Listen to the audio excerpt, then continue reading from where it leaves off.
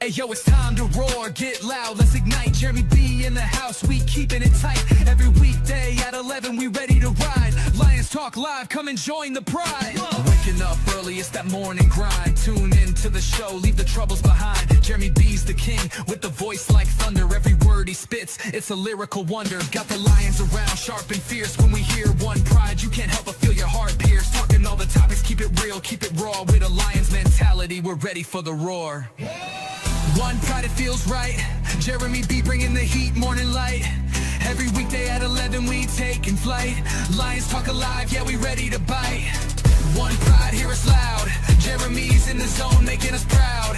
This is a Huddle Sports Network broadcast. You can find us on Roku TV, Amazon Fire TV, Facebook, and of course YouTube. Get all your NFL news here first. That's right, it's Lions Talk with Smoke and Jeremy B. It is noon, it is Wednesday, and Jeremy Fowler makes a report that the Lions are in talks with the contract extension for Aiden Hutchnson. About time. I think that's great news.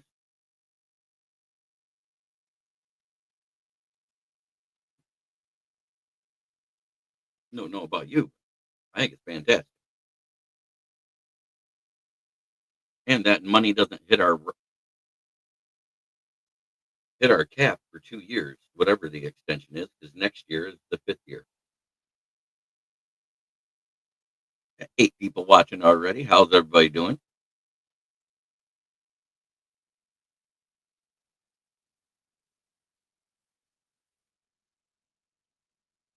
Davey's in here. Good afternoon, One Pride. That's right. Aiden Hutchinson is in contract extension talks with the Lions.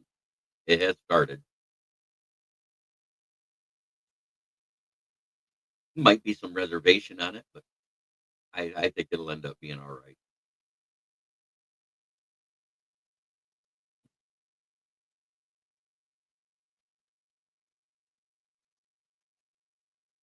As much as we don't want it to be, it's going to be around 40 plus million, guys.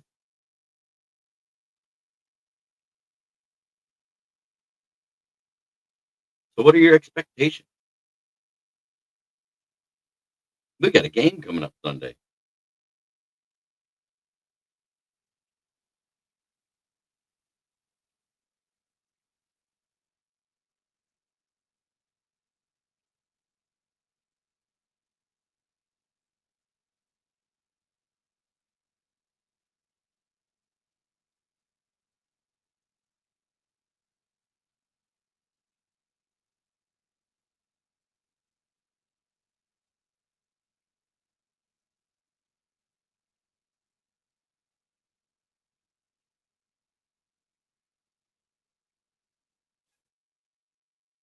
Holy smoke, we got Ken the Bear fan.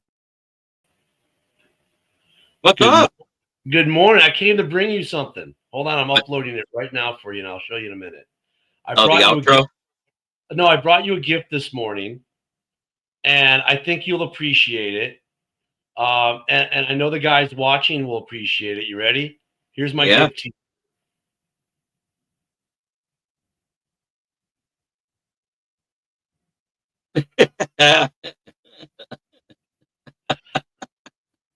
Thank you. I've now added that to your media assets. I figured if anyone would like that for this weekend, it would be JB. Yeah, it would. I just finished rating my game preview of what this game means more than about the game itself. The Lions-Cowboys game? Or I mean Lions-Cowboys, Lions-Packers. It might as well be the Cowboys at this point, you know. You know, in the morning show, we were talking about tonight's game and that. So look, if this is a double whammy for Green Bay, possibly. If the Cowboys go into Philly tonight and win with Kenny Clark stuffing up the middle and Saquon doesn't have a great game because of it, and they win that game, and then you beat Green Bay, oh my God, the trash talk is gonna be off point. It's just gonna be out of this world. Yeah. All right, we got Fred Peterson in the chat. Good afternoon. It's a great day to be a Lion. One Pride. Good to see you, Fred. So I'm going to read basically my first paragraph, and you tell me if I'm not wrong in how I wrote it. Okay. I said the NFL season kicks off with a bang this Sunday as Detroit travels to Lambeau Field to take on the Green Bay Packers in a highly anticipated Week 1 matchup. This is not just a divisional rivalry, but a clash of two NFC's top contenders. Both teams are coming off a playoff season and are hungry to establish early dominance in the NFC North. Yeah, I mean, look, I think the Packers have a lot more to lose in this game than the Lions do. Morning, Ralph. And for the Lions, this game is an opportunity to prove their coaching overhaul won't hinder their momentum.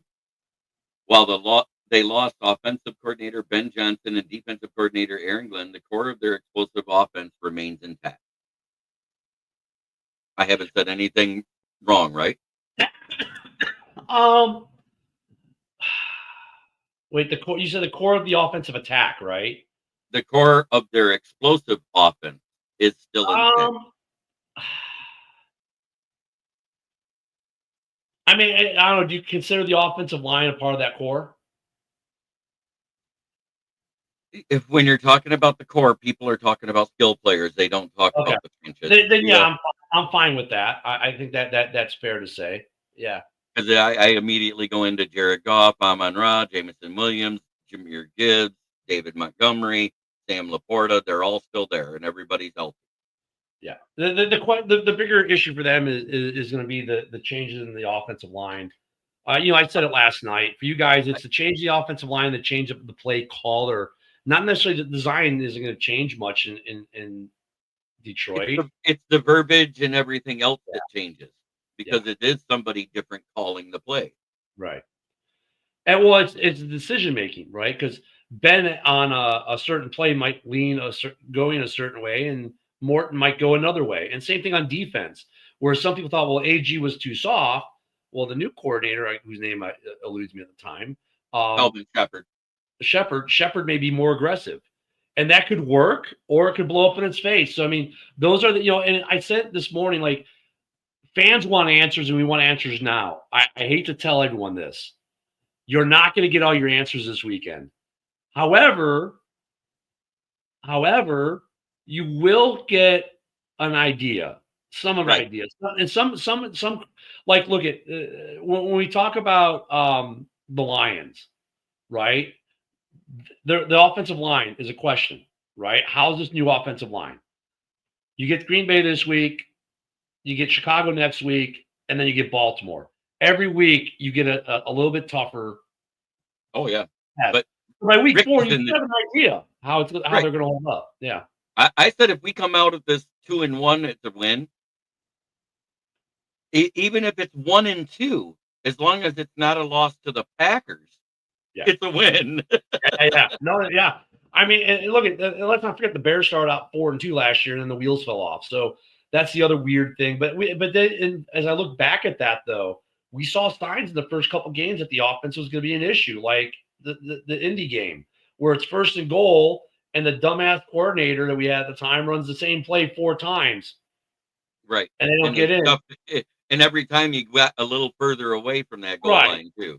And so then we realized, we might have some problems with the coordinator in Chicago. And then it really presented itself after the bye. Like, it blew up. And so we'll get some answers. Like, I don't think we'll get answers on Green Bay as far as Micah Parsons is concerned. We might get some glimpses at how special he could be if he's playing well, if he's healthy enough to give those glimpses. But I think there'll be more answers for Detroit than there will in Green Bay in this game. The only thing I think we'll start to get an idea of in this game is if Jordan Love is going to live up to the $55 million or not. Like, what's weird is if you look, his first year he started out rough, got good at the end. Yep. The next year, the team started out good, but he did not. No. Kind of a mixed And bag. then he got better late in the year. Yep. And it's kind of been the same thing. It's taken him half a season to get good, 2 years in a row. And sometimes it takes him half a game. Right? I mean, it did.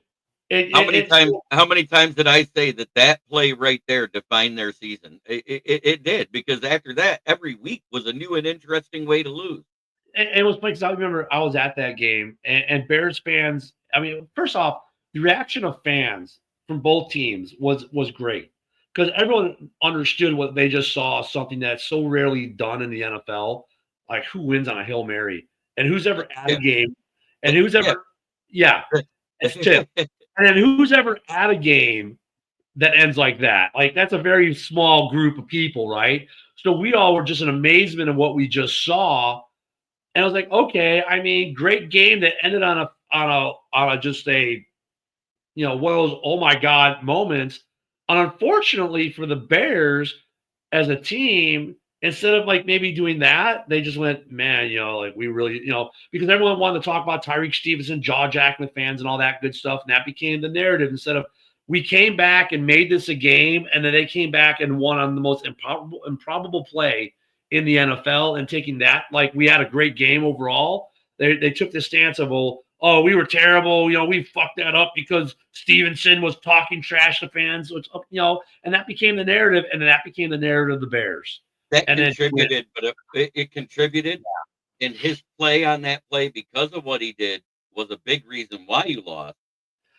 I mean, I don't blame him. I mean, look at but at the same time, when you go back and watch that play, he tipped it. He made the tip. He tipped it away from his own defender. Yeah, but you know what though? Like I don't know. I mean, I know you want to try to tip it down, and he didn't get enough on it. He didn't get enough of his hand on it. Yeah. I mean, give him credit for making a play on it. It didn't go the way he wanted. Had he not been jaw jacking, would have been any different? Who knows? Probably not. I don't know. It was an electric atmosphere, dude. I mean, I'll never forget it. It was it was electric atmosphere in the stadium. Even after the game, we were tailgating after the game with fans, and everyone was just so electric about it from both teams. It was like, but yeah, for the Bears, like it deflated. But like for now, as we get into week one, people want answers to all these questions of the offseason. I'm like, guys, we're not going to get those answers this week. We might get a clue. Like for Monday night, we'll get an idea if that Bears offensive line is any better than it was last year. We'll start to get an idea, but we won't get an answer. I think for the Lions, they'll get it. The Lions will get an idea if that offensive line is going to hold up and how the new offense and defense is going to roll. But dude, we're not going to get answers probably until week 4 or 5 is when we'll start to get a clearer sight picture. Because week 2 against Chicago is going to be another one of those weird games because you got the whole side drama of Ben Johnson coming back to Detroit. And for as much as the players are going to say it's not going to be distraction, when the media is asking these guys about it every friggin' day, it's a distraction. Yeah. It is. It 100% is. I'm looking forward to it. I can't wait to watch your game on Sunday, though. I am definitely watching Packers Lions, not just because of the division game, but because I think that's going to be one of the marquee games of the week. What's up, Patty? I did a long paragraph about Parsons and what it could mean and what it might mean if he's not 100% for most of the season. I look at it this way. In the morning show, someone brought up the fact that Dallas had the 31st ranked defense last year with Micah Parsons. As a run defender, yeah. No, just in total. Yeah. Or 31st, yeah. Green Bay's a better defense, but it's not like Dallas had a bunch of slouches either. They had some good players on that defense. I know. So what wasn't last year the first year without DeMarcus Ware on the line? It might have been. I think it was. But they still had Diggs. Diggs was out though a lot for injury. And then Van Der Esch retired also that year because of his injuries. I mean, on defense they still had a great offense, but it didn't perform because the only thing that wasn't great is what they needed to be great was the running back room. Right. And Dak was in and out of the lineup all season. I mean, I get the hype in Green Bay, and look, they should be hyping it. I mean, he is a really good young player, but they had a decent, a better than decent defense. They had a really good defense that I think last year somewhat overperformed. They had a good defense. Look at that new defensive coordinator they got, which was great luck that they got him. That the guy decides, you know what? I'm no longer going to coach college because of NIL. That's how Green Bay gets their defensive coordinator, right? I mean, how fluky is that? And they did well. No one had seen his defensive scheme in the NFL, though, until last year. Now people know that scheme a little bit better. So Michael Parsons helps overcome some of that knowledge, but over the course of the year, I don't know how many games does Michael wreck. Right. That's just it. He had 12 and a half sacks, but if you actually go through it and look, he didn't have a sack here and a sack here and a sack here every game. He'd have 3 here, and then he'd go 4 games without one. And then he'd have another 3 or 4 game sack game. And look at the offensive lines he went up against in those games when he did have the good game. It's hard for us, I think, JB, because we have our biases because of the division. But I think that that we try to be as balanced about it as we can. It doesn't sound that way to Packer fans. They think we're just talking trash. I mean, but at the same time, like we both agree, this was a good deal for them, right? To help their defense. But I don't think it is what Packer fans think it is. I don't think it's in Vegas, dude. They came out with those odds like 10 minutes after the trade's announced. Like, dude, you didn't do any analysis. They did no analysis with but the Vegas odds with no analysis of that was done. Vegas did zero analysis of this trade. They just changed the odds. Yeah, there you go. That's what has to happen. And you know what? I trust Dan Campbell to have those guys in that mindset. Steve, it's great to see you, brother. And I love it. When the trade happened, the line moved to 2.5, and I talked about it the very next day on Tuesday. And now it's already back to 1.5 because of the news about Parsons back and everything else. Well, they're starting to analyze it. And Steve, not all Bears fans are lost, okay, man? People are starting to analyze it, and seeing the trade for what it is and now with the news of his back. But even without the news for the back, I think it would have dropped anyways. It would have dropped anyways because while he's a great player, I don't know. He's not good on the run. So if you're with Detroit, even before the injury, remember we knew about that. I was saying, they're just going to run Gibbs and Monty at him. And then when he's not in the game, you're going to get a lot of play action, and Goff is going to throw. And I'm going to disagree with that part, Fred. Talk about the important news. Giants just agreed to sell a 10% stake of the franchise for $1 billion, evaluating the Giants as the highest valued franchise in the history. Well, the Bears were just valued at $8.2 billion for the 2% they had to sell. I'm not surprised that these valuations keep going up, especially in the big market teams like New York and and Dan, when the Bears build that stadium, watch the Bears valuation jump to almost double. It'll go to about 12. It'll go to about 12. Well, if they make the playoffs this year, it'll go up. And then if they build the stadium on top of that, I mean, it's amazing. I'm just saying, the stadium alone would make it about 12 million. That's going to add about $4 billion right there. Just that complex. I mean, it's amazing. And then we wonder why ticket prices are so damn expensive. Right. And that's the thing. Well, we're only able to spend so much money because that's what the cost of living did by raising minimum wage as low as it is. We forget they've got all that TV money coming in. They've got the website money coming in. They got all of the betting apps that pay for sponsorship. Fans need to think about this real quick. Every time you say pay the man, you're saying raise my ticket prices. Green Bay, your ticket prices, Green Bay like to talk. Oh, our ticket prices aren't bad in Green Bay. They will be. They're about to be. Next year, it'll be a totally different animal. Yeah, it will be. That Micah money's got to come from somewhere. So, and the dead cap that carries over the next 2 seasons from Kenny Clark has to come from somewhere. Yeah. No, it's going to be interesting. I think your guys' game, if you break it down, they'll be pretty run heavy to start. Which I think a lot of offenses are going to start being run heavy in week 1 anyways, because offenses sometimes take a little bit more time to catch up. And that's a good way to combat that is establish a run early. I think you guys are going to do that either way, with or without Micah, and especially with Micah. And honestly, I don't want to say the Packers don't have a chance. They do, but it just there's more of a spotlight on Jordan Love now than I think there's ever been. last year you could say, well, but there was a big spotlight because of contract. But dude, now you've signed Micah Parsons, and now the expectations at ESPN. One of the guys at ESPN said he's a league MVP candidate. Dude, the expectations are going to be high on him, and he's got to No, show out. no, And Steve, if Van Ness was going to be on the field at the same time as Parsons, I'd agree with you. According to the depth chart, he's behind Parsons. That's what they're showing on the Green Bay website right now. no, I mean, that's a fair point that Steve makes because, like, Yeah. when Khalil Mack came to Chicago, that freed guys up. When we got Montez Sweat, that freed guys up for the remainder of that season. There is some truth to that, but he's got to be on the field, and honestly, he's got to prove that back is not a hindrance. So, and when you're going against Penei Sewell, like they're not double teaming Micah with Sewell. Sewell's gonna take him 1-on-1. Now, if he Yeah, goes they the won't other need to. side, they'll just On chip him. Decker. Yeah, they'll just chip him. Yeah, all they'll do is they'll move the tight end to that side to help chip with Decker. Yeah.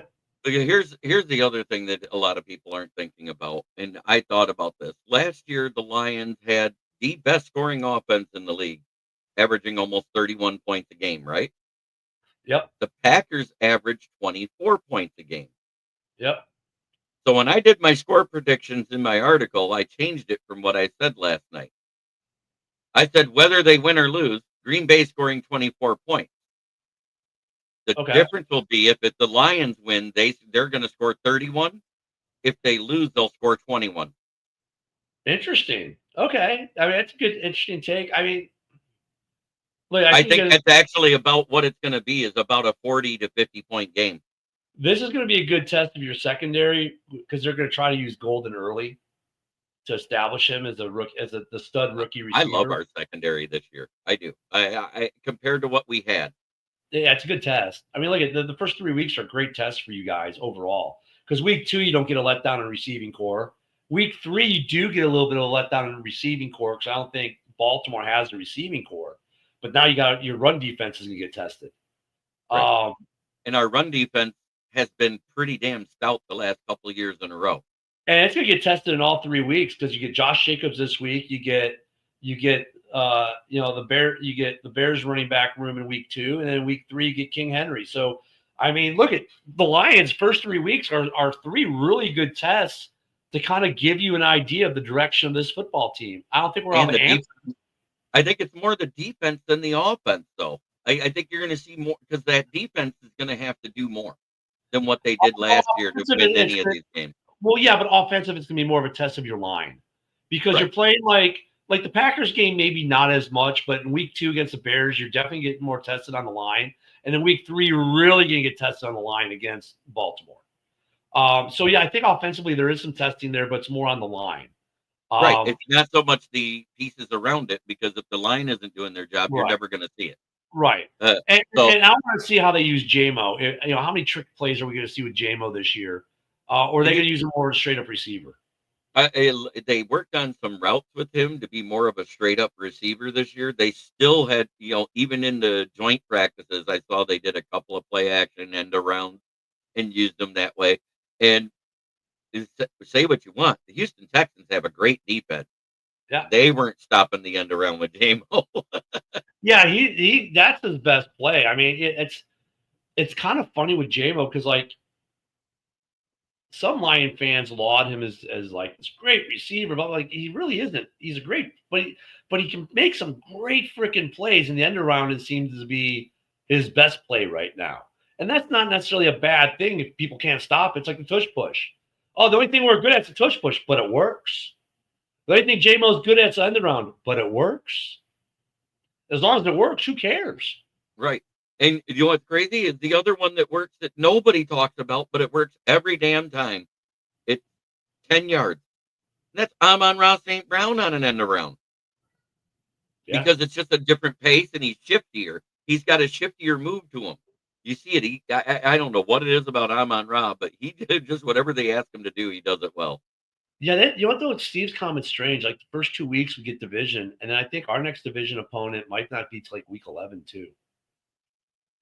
I think we get Minnesota before the Thanksgiving game. Tesla, I'm looking forward to seeing more of Tesla. I want. Is he hurt Yeah. though this week? No, it was just an illness. He's fine. Okay. He's listed as questionable, not doubtful. Well, So he had some bad coleslaw. they left him out and open.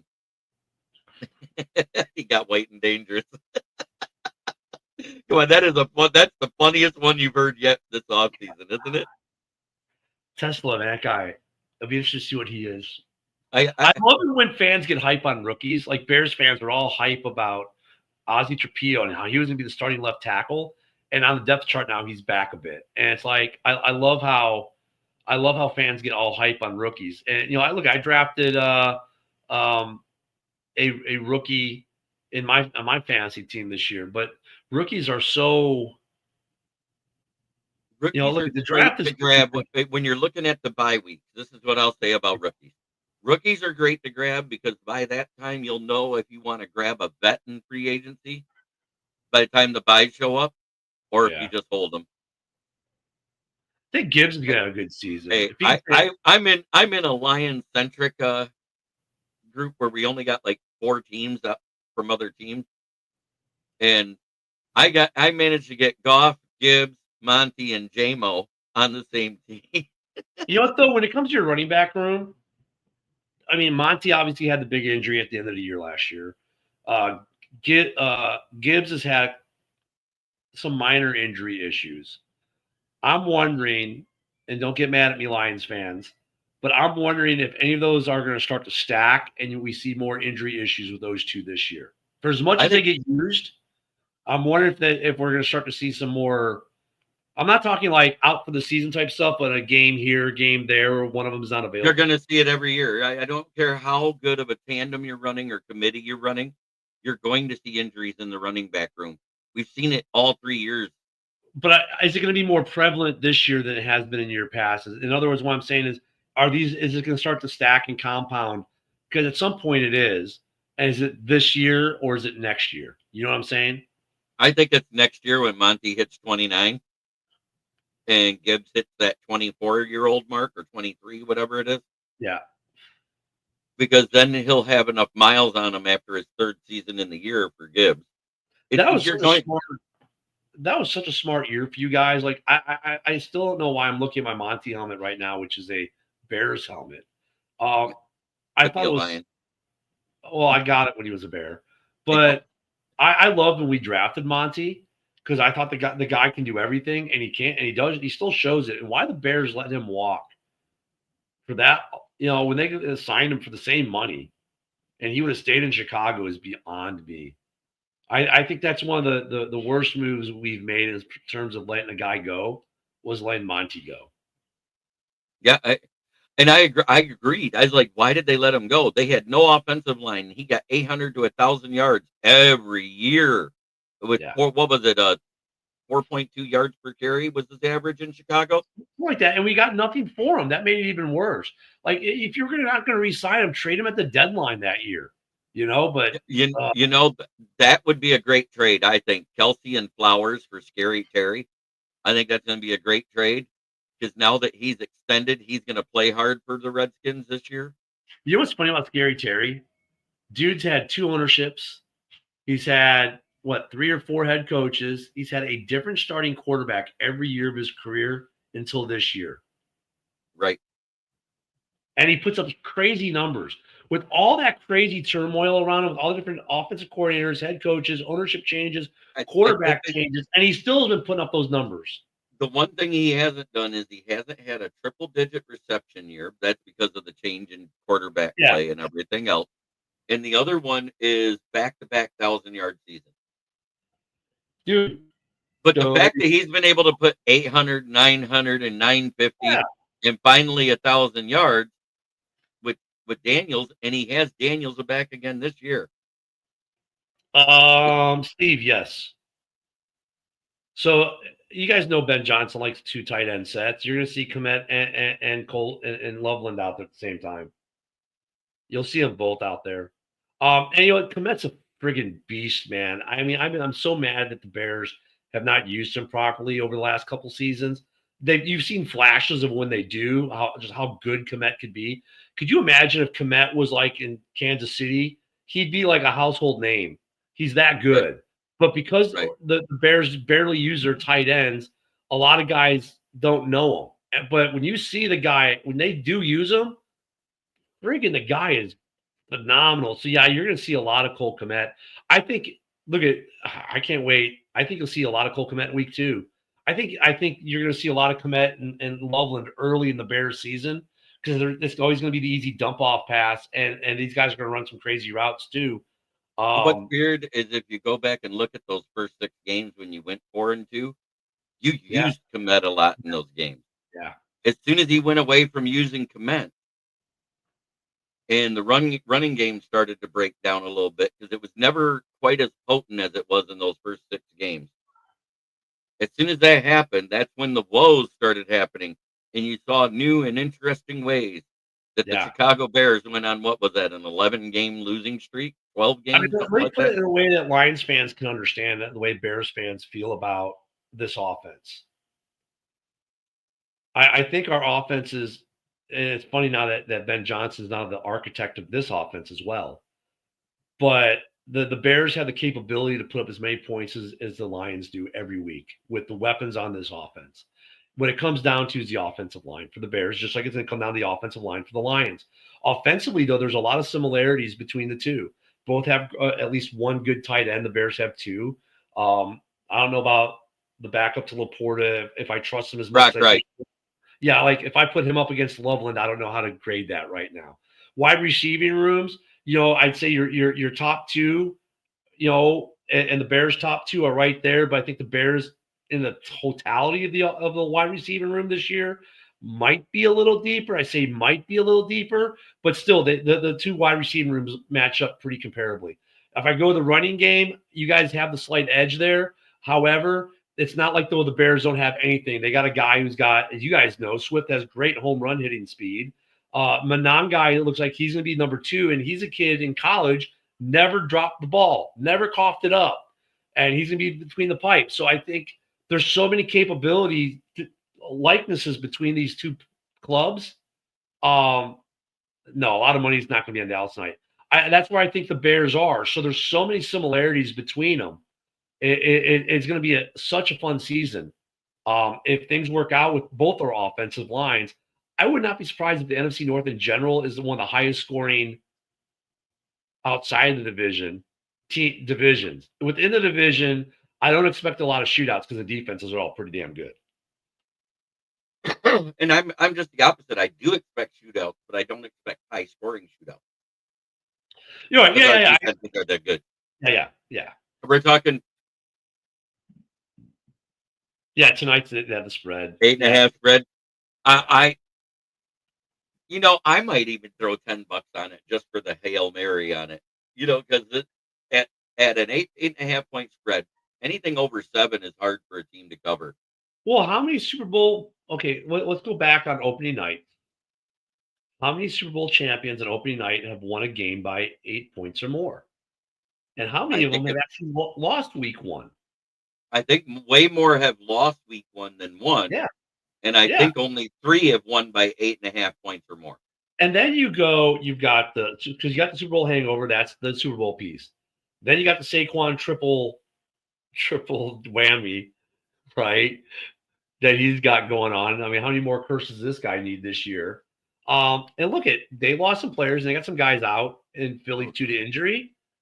Wouldn't that be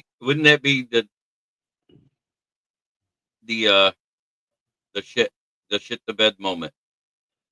I mean, Kenny Clark on a good clean tackle takes Saquon out for the season.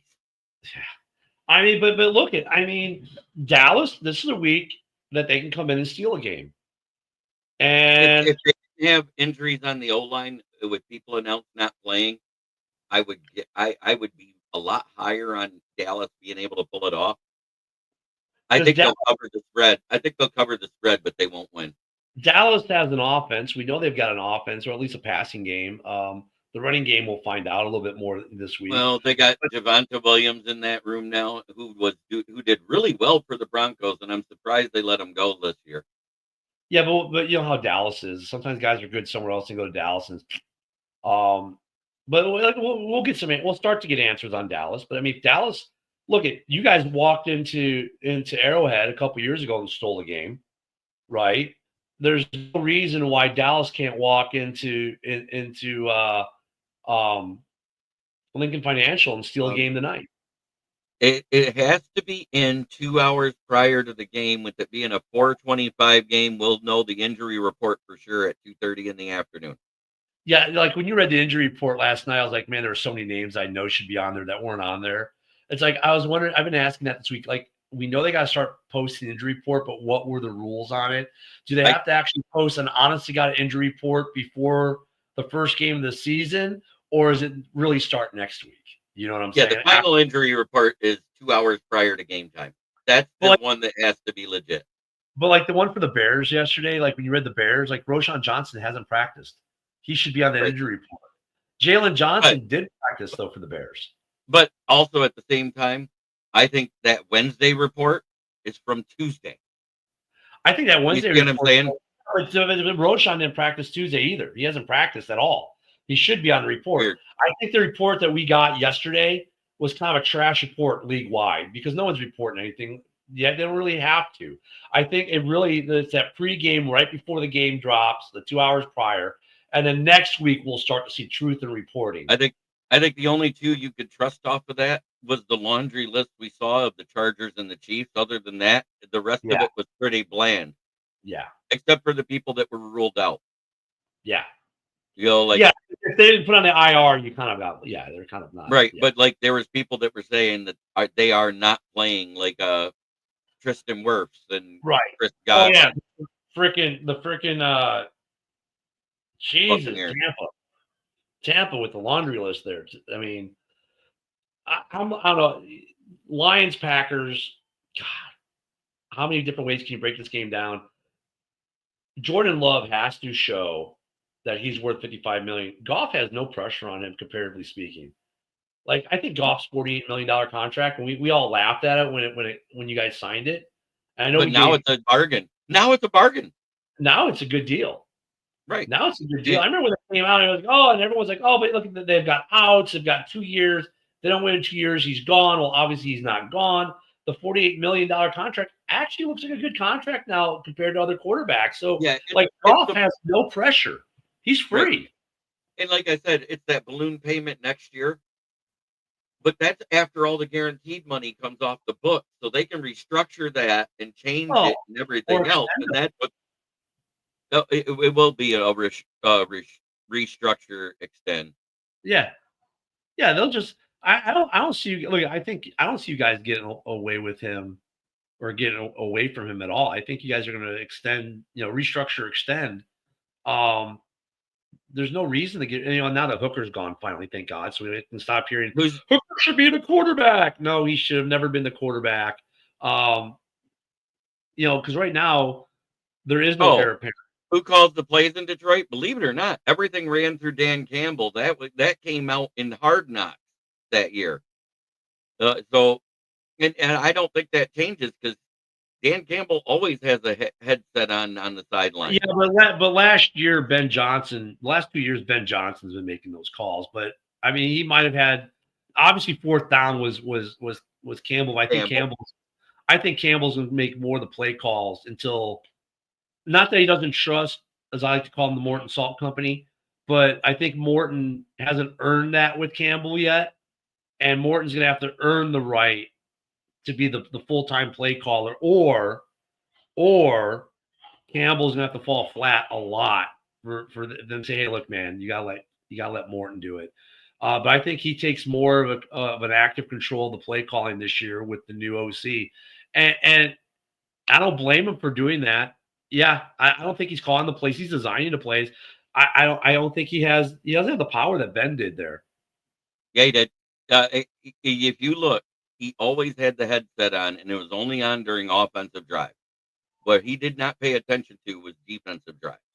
Yeah, I think Ben called more of the plays though last year than Dan did. I'm telling you, it's a lot less than you thought. Because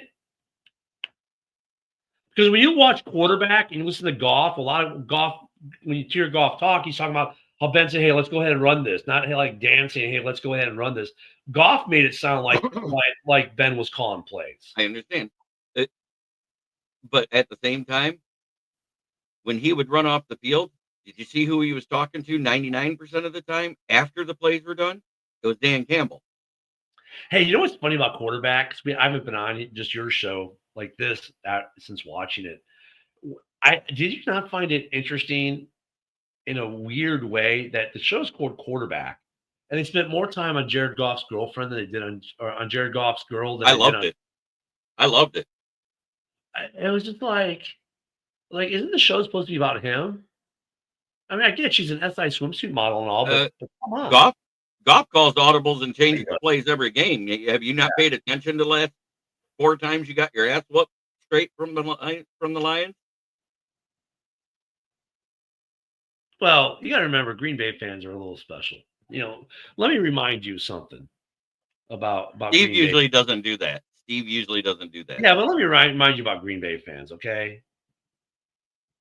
I know. I mean, come on. We're talking Green Bay here, man. But at the same time, I actually think Chicago will win Monday Night Football. I especially if JJ's not playing. I honestly hate to say this, but for the betterment of the Vikings, they might be better resting JJ with that hamstring issue for a week versus him going out there because look, you've got no Jordan Addison, right? They got Adam Thielen. Yeah, they got Thielen, but JJ is look at the Bears we already know we can contain JJ, right? We do it every game, and like we did it last year, and then Addison was the one who killed us. I don't think Thielen's killing us like Addison did. I would not want to risk furthering those hamstring issues with JJ in week 1 and then possibly lose him for 4 or 5 games. I think long term or the season. Yeah, you let JJ rest this week and get that hamstring healed better, and you run him out there in week 2 or week 3. And honestly, even if you don't run him until week 4 and you go the first 3 weeks out without JJ or Addison, look, you can start the season 1 and 2, right? And be okay and still have a good year and make the playoffs. I would, and then you get Addison and JJ back at the same time. Oof. And they're both healthy at that point. That's like a little injection boost right there. I think the Bears win week 1. And look, it's got to be hard. You're JJ McCarthy. Your first NFL start is Monday Night Football in hostile territory, where there's so much hype over a new head coach with the team you're facing, and some big player acquisitions and everything else. And you're missing at least at minimum your number 2 weapon. Corey Patterson, haven't seen you in forever, brother. That's a tough call. Yeah, I think Chicago does win. I think the Chargers might upset the Chiefs tonight if they're sleeping and come out sluggish. I mean Friday. They play tomorrow. Sao Paulo's tomorrow. Tonight's one game tonight, and then one game tomorrow. I already have, dude. I bought a Caleb jersey when we drafted him. On draft day, draft weekend, I got a Caleb and a Dunze. I got both. So I got both. I got salute to service for obvious reasons. I did not like that salute to service here. I don't like the way those jerseys look as well, but that's okay. JJ will need to get those rookie mistakes out of the way. He's going to cost the game. And that could very well be. I mean, especially with missing Addison, and if JJ isn't 100%, even if they play him, it's going to lead to some mistakes. Yeah. Oh, yeah. We didn't even think about that. This game tonight will be funny if it's a tie game. That would be funny. Now, wait. Have them end in a tie. Yeah. And then have Denver and Raiders both lose their opener. And then that means there'd be a tie at the top as first place in the division. And it might be the last time you see the Chargers there because of their O-line issues. Yeah. No, wait. Isn't the Chargers game tomorrow? It's Friday. Yeah. I know it's tonight. Oh yeah, it's tonight. Tomorrow. Because tonight is Eagles and Cowboys. And the rating system. Yeah, the 1-star rating system. Now look at tonight's game ends up in a tie. You're still going to hear a ton of trash talk from Cowboy fans to the Packers on that trade. They may be right. If they don't get blowed out, you're going to hear trash talk from the Cowboy fans. If it's a 3-point game, if it's like a field goal or something, or 1-score game, you're going to hear it too, because they'll be like, look, we didn't have Micah, and look, we're still really good. Micah wasn't all that. Yeah, they're playing Steve the game tomorrow night's in Brazil. Yep. And you know what though? This is what's great, because last year Packer fans like, oh, the soccer fields, they lost because it was a soccer field and the fields were terrible. No, Packer fans, it's because your equipment manager was a dumbass. It's winter in Brazil. And so when you check for cleat studs during the day when the sun's out and it's a little bit warm in the 50s or 60s or whatnot, it's different than when the grass gets slick with dew and the temperature drops 20 degrees. You didn't have the right studs last year. So I don't think that's going to be a problem this year for Kansas City and LA. They're going to bring the right cleats. Oh, yeah. I guarantee you that's the chant that's going to come across from Lions fans in week 2. Fuck Ben Johnson. Yeah, you know what, though? I mean, look, in a way, I hope they do it, because I think that fires teams up. When they hear their coach being assaulted like that verbally, that's going to fire teams up. And that's just going to make that game even more. And I'm going to miss it. I'm going to be on the cruise ship. Maybe I can catch it on the cruise ship. I don't know if that's going to be a day at sea or I'm at a port that day. I'm hoping it's a day at sea, because if it's a port day, I'm not going to see the game, because I'm going to be doing glaciers and whales and all, looking at the other stuff we're going to Alaska cruise to see. But man, that's going to be a great game. That is going to be a great game. When you go around that cruise and you're passing by the Yukon, when you see that glacier shelf that falls off between McKinley and the next mountain, I heard it's gorgeous. Yeah. Fred, no. Put Fred's comment up. Yeah. Yeah, no, Fred. No. You do not cancel an Alaska cruise. Think about this. For people watching, ask your friends who have done this. Ask any of your friends who have ever been on an Alaska cruise. Have you ever heard anyone say, man, I wish I didn't go on that Alaska cruise? I've never heard anything but good things, and I'll probably report back good things when I come back in about a week and a half.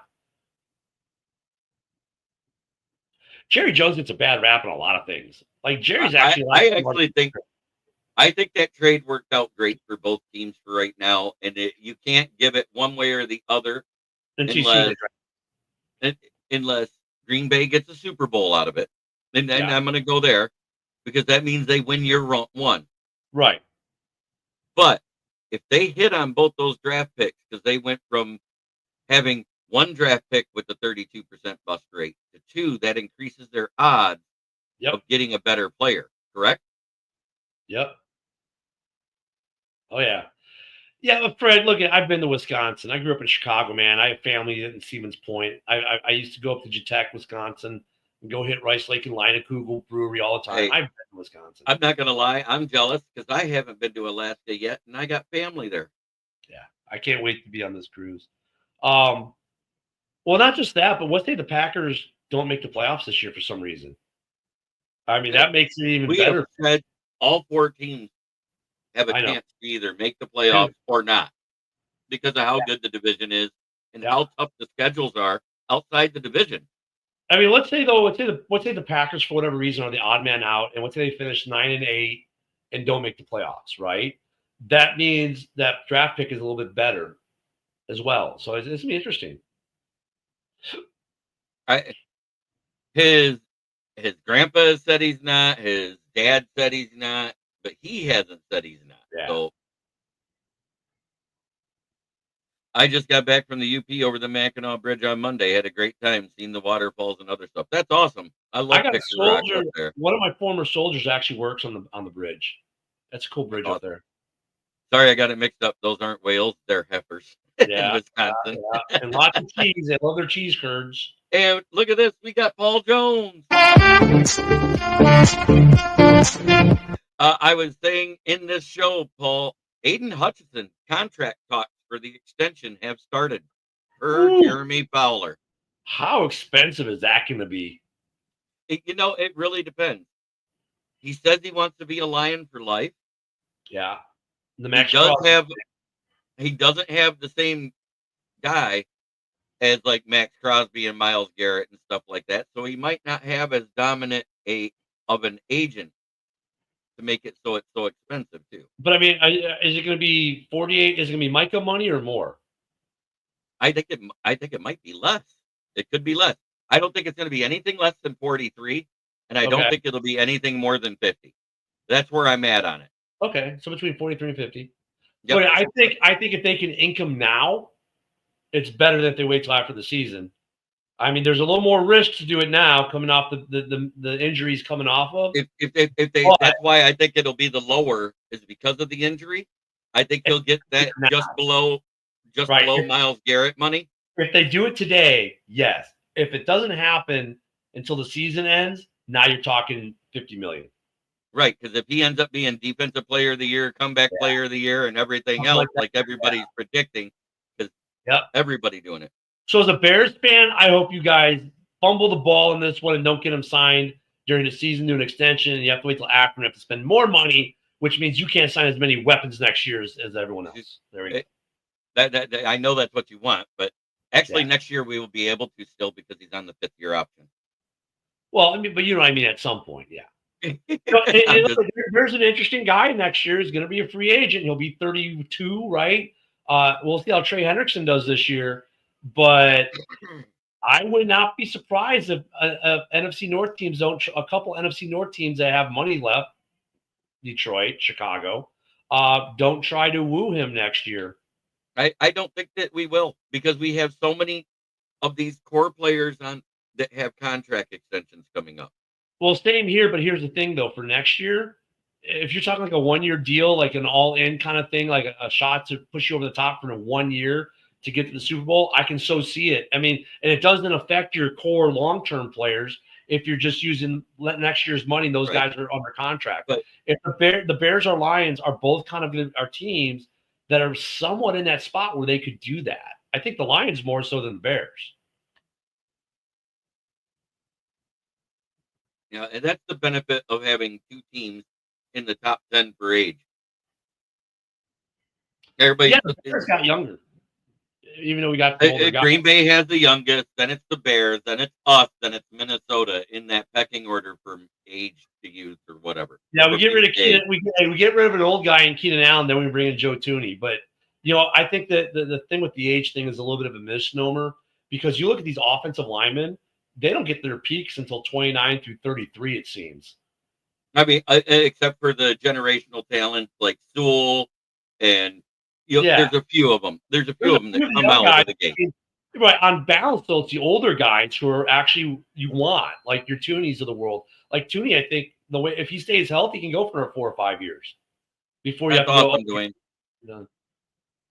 Well, how about that? We've made it through the hour, basically. Yeah, pretty much. Well, I thought I'd come out and join you today and bring you that little present. Who's the key player in Chicago defense? So the interesting thing about the Bears defensively, Grady Jarrett did not play a down in the preseason. I think look at the edge Dio, however you want to say his name, is going to be the question mark for edge in Chicago. But people are sleeping on the middle. Everybody, they're looking at the average per year and not realizing every team does exactly what Paul Jones said. Yeah. And the guy that we have here, Matt Dunstall, was sought after by like 6 teams this year. The contract guy we had, and he stayed here. So it's exactly what it is. It's probably, and you say 3 years. I say it's going to be a 4-year contract with 2 void years on the end to keep the cost down. Yep. And the last 2 will be balloon payments. Yeah, so Steve, to answer your question, I'd say watch the interior defense of the Bears with Gervin Dexter Sr. and Grady Jarrett. Ooh, score prediction for tonight. Fred gives, oh my God, Fred. I don't think it'll be that high because I think they're going to be able to stuff the run better with Kenny Clark myself. Yeah, I think it's going to be close. Like I said, Anzalone is not on the trading block. He's staying here this year. They actually reworked his contract to give him another $2 million. Now he makes as much as Derek Barnes, and he's happy. Is he going to be there next year, though? He's still a free agent next year. Yeah. Some interesting guys. I don't think anybody's on the trading block unless we shit the bed through the first 8 weeks. Yeah, I don't see anyone in the NFC North being sellers. I Right. see the I NFC think North being everybody in. buyers, if anything. Is anybody predicting Philadelphia to I haven't heard it yet. I know. I've heard even in the professional realms of the NFL Network and the ESPN, I've heard them say Bills Packers, Bills Lions, Chiefs Lions. I've heard what was the other one? There's another Chiefs Bucks. I heard that. Yeah, I've heard the But I Rams, have not. Bucks. I've only heard out of the 20 people I've heard 3 people say Eagles for the NFC. Yeah, I think this might be Buffalo's year. I hate to say it. That means we're not winning it in the North, but this could be Buffalo's year. They've got. I like what they've done in Buffalo. They've got a good team. I love what they do in Buffalo, but I love losing Super Bowls. I know, but there and be wide right again on the game winner. yeah, I mean, look at the and as far as Super Bowl, the North, man, it could be any team in the North. Yeah, I'll even include the Bears on this because if they get in the playoffs, it's a whole nother story. If we send three or four teams to the North, I don't think the North goes one and done like last year. Especially if we send 4, that'd be technically impossible. Well, maybe not. But yeah, But you know what? At the same time, you can't say it didn't make their defense better. I'm not going to be that guy. right. Micah Parsons makes the defense better on pass defense and pass rush. What I'm worried about is what happens up the middle. Yeah, the analysis on the Packers was done in like 2.2 seconds. They didn't actually think it through. Right. And then what? We're now a week and 3 days into the trade, and we hear, oh, he's hurt. Yeah, and the numbers are already dropping on the odds for them. So, It's going to come back down to reality, and it's going to be because of the 3 teams that were in the playoffs last year. Those are still going to be the 3 favorites for the North right now because of the question marks on every team. throw that up, Fred. You killed me, man. That's great. Look, the thing with the Packers is you gotta let the Packer fans be happy, guys, okay? Because they've not done a trade like this in like 4 decades. Okay, this is a big friggin' deal for them. In the last year and a half, they've signed 2 big money free agents. They've drafted a wide receiver in the first round, and now this. Let the Packers have their moment. Let them be happy. But the reality is, it's not going to be what they think it is. Cortisone isn't allowed anymore because of the injuries that happen after using cortisone. Right. It's prednisone that they had to use, which is a lesser version. It's more watered down, but it still has a steroid in it. Yeah.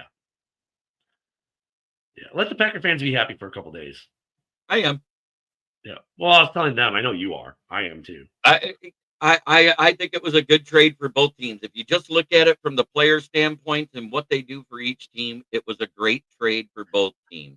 I want the NFC North in its totality to get more respect from the national paid millionaire sportscasters this year. That's what I want. I am so sick and tired of the North getting treated like we don't play football here. Like, dude, this is probably the most talented division in football right now. Did you see Get Up with Greeny?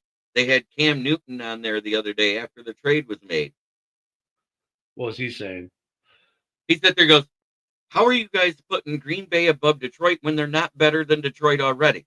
They traded away their best run defender for one of the best pass rushers in the league. It's a tit for tat. One's going to get worse while the other gets better.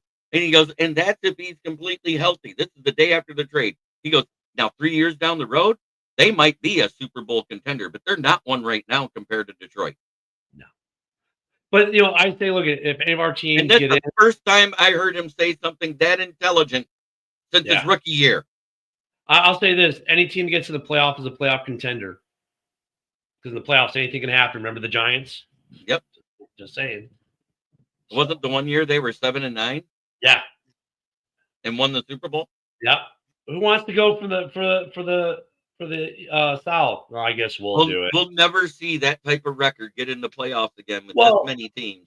You could. If it's a division winner. If it's a division winner. Division winner, but yeah. So you're talking They It were might be the division winner because they were the only team from the division to get in. And it was like, well, who wants to win this division? Not me, not me. I guess we'll do it. And then they won the Super Bowl. Hey, we're about to hit that clock, man. Yes, we are. Thank you, everybody, for watching. Have a great day. Try every day to be a better person. You heard the day before. That's the only way to make the world a better place. Starts right here. Much love.